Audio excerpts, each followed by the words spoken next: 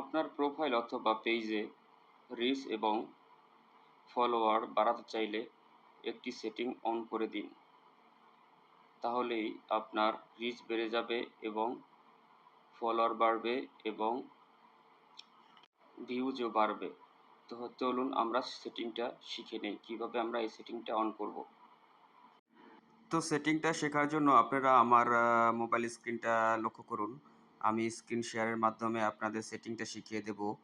তো এখানে আমরা এখন প্রথমেই যে ফেসবুক অফিসিয়াল অ্যাপসটি আছে, এখানে আমরা প্রবেশ করব। ফেসবুক অফিসিয়াল অ্যাপসে প্রবেশ করার পরে আমরা উপরে প্রোফাইল আইকন দেখতে পাবো। আমরা প্রোফাইল আইকনে ক্লিক করব। প্রোফাইল আইকনে ক্লিক করার পরে আমরা এখান থেকে প্রফেশনাল ড্যাশবোর্ডে যাব। তো প্রফেশনাল ড্যাশবোর্ডে ক্লিক করার পরে আমরা দেখতে পাবো এখানে একটা অপশন আছে।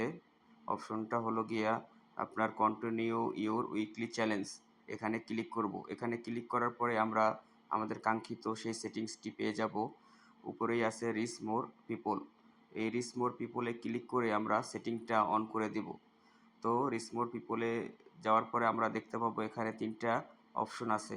প্রথমে যে অপশনটা আছে উপরে I want to reach more people, এটাকে আমরা সিলেক্ট করে দেব।